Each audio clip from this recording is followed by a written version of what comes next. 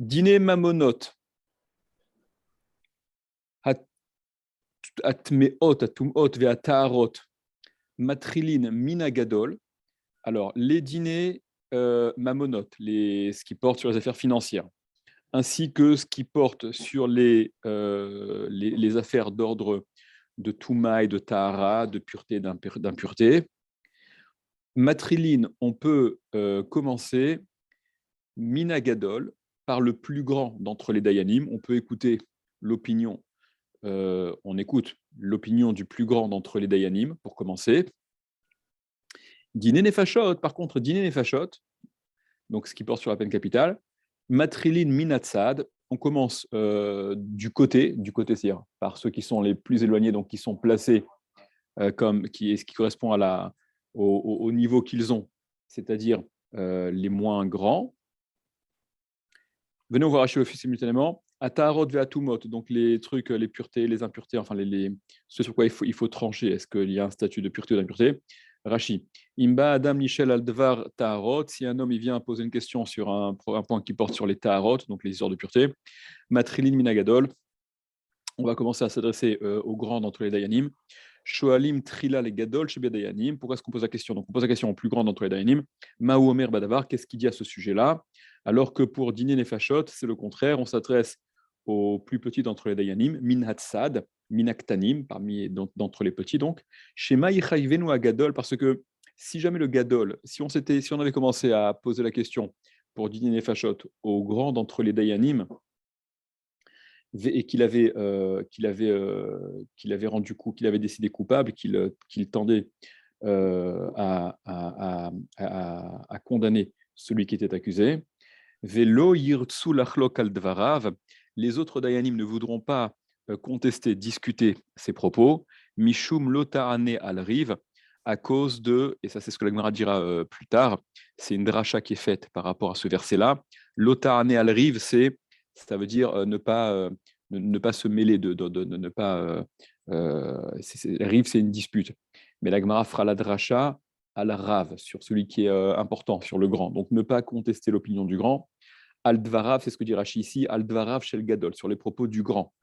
Rav Ketiv Belo Yud, parce que c'est marqué rive, le mot rive, dispute, litige, dont parle la Torah dans ce pasuk Lotarné al-Rive, c'est écrit sans Yud, ce qui pourrait donc se lire Rav et non pas Rive. Ok, donc il y a un problème que de contester l'opinion du grand, c'est pour ça qu'il est préférable de laisser les petits s'exprimer d'abord, qu'ils puissent dire ce qu'ils pensent et éventuellement aller dans le sens de l'acquittement, d'accord? Surtout qu'il s'agit de... Alors que pour les histoires... Quoi? Non, je veux dire que quand tu laisses parler le petit, s'il dit un truc qui pourrait aller à l'encontre de l'accusé, Ouais. problématique. Si c'est le petit qui va à l'encontre de l'accusé, de toute façon, on a vu précédemment que... On dit que tu n'es pas chouette, il n'y avait que du positif et du négatif. Voilà.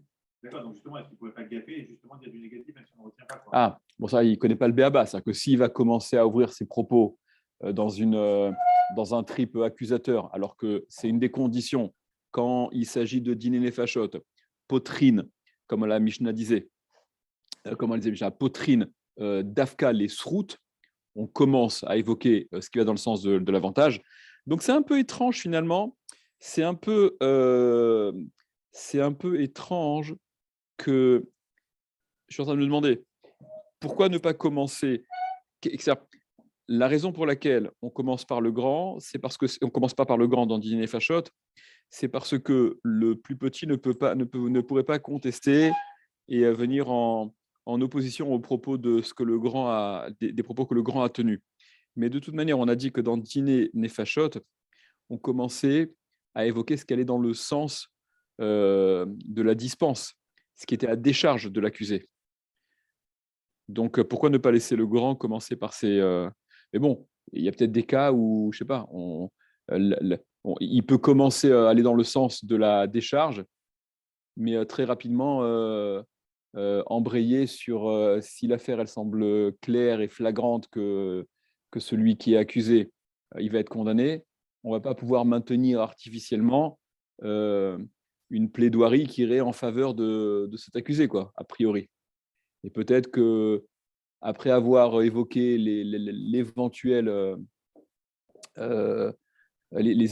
raisons de l'acquitter, ou en tout cas d'interpréter, ou circonstances atténuantes ou je ne sais quoi, si le gros de l'affaire, il va dans le sens de la condamnation, il va poursuivre sur le côté condamnation. Et c'est peut-être là-dessus que le petit ne peut pas venir contester, quoi. Bon, venez, on continue. Fin de la Mishnah. Donc la fin de la Mishnah. Akol ksherin ladoun dîner mamonot, tous sont cachers pour juger des problèmes d'ordre financier. Vous vous rappelez que la Gemara dira Akol tous, ça vient même inclure les mamzerim. Ouais. Rashi, voilà, va filou mamzer, et même un mamzer. Ve'en akol ksherin ladoun dîner nefashot, mais tous ne sont pas cachers pour juger ce qui porte sur la peine capitale. On verra de qui il s'agit. Alors, tous, enfin, Ve'anakol ksherin ladoun dîner nefashot, et donc tous ne sont pas cachers pour juger dîner nefashot. Et là, seuls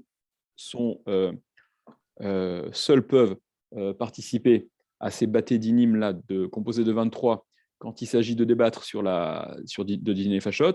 Kohanim, Levim, Ve'israelim, Ve'israelim, Amesiin, la Kehuna. Donc, ce sont les Kohanim, les Lévi'im, et les Israélim, le Israël, mais le Israël qui peut marier ses filles aux Kohanim. Donc, il n'a pas été frappé d'un psoul, d'une invalidité pour que ses filles puissent se marier aux Kohanim. Voilà, problème de mamzerout ou autre chose. Ok, on attaque la Gemara. Comment ? Il y a 10 différences. Voilà, et donc on recensait 10 différences, exactement. Ok, Gemara. Dîner mamonot, mi ba'inan drisha vachakira. Dîner mamonot, lorsqu'il s'agit des litiges qui portent sur lorsqu'il s'agit de procès qui portent sur des litiges financiers, est-ce qu'il y a véritablement besoin de drisha vachakira, donc de ces questions et de ces enquêtes, comme ce qu'a annoncé la Mishnah au tout début? Comment ? Quelle page vous êtes? J'ai pas entendu. Quelle page? La mettre bête. La mettre bête. Attends, La maintenant tu poses la question. On est au début du Pérec, du 4e Pérec. On n'avait pas fini ça? Mais on a recommencé. La Mishnah même. Est-ce qu'il y a besoin. Comment? Ouais. Voilà, mi bainan. Est-ce qu'on a besoin drisha vachakira, de drisha vachakira, donc les différentes catégories de questions d'enquête? Et c'est ce que la Mishnah a affirmé dès le départ. Vous vous rappelez, et Rashi, il expliquait que même si drisha vachakira, voilà. Même si la nécessité de Vedarashta, Vechakarta, etc., tu enquêteras, tu poseras des questions, etc., même si ça c'était évoqué explicitement dans le contexte de dîner nefashot, ouais, puisque la Torah dit par ailleurs Mishpat echad yelachem, il y a une espèce d'homogénéité, de même dîne, de même justice. Donc ces principes qui étaient évoqués dans dîner nefashot, ils étaient aussi valables dans dîner mamonot. Bon, on voit que ce n'est pas le cas de tout. Hein. Preuve en est toutes les différences qu'on vient de citer dans la Mishnah. Alors, en tout cas, l'objection de l'Agmara, c'est la suivante. C'est que, hormis nous, on oppose, on objecte. Shtar shezmano katuv be'echad benissan bashmita, uvaou edim ve'amru he'ach atem me'idim al shtar ze. Alors, il y a un shtar, donc il y a un contrat, une lettre de créance, chez Zmano Katouv, dont le temps qui est écrit, donc l'échéance, la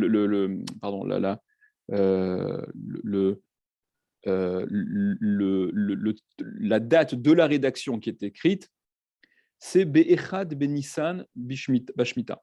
C'est le premier Nissan de la Shemitah. Alors, ce que ça veut dire, c'est le premier Nissan de la Shemitah.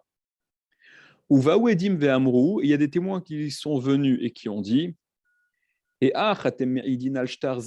comment pouvez-vous témoigner sur ce shtar-là?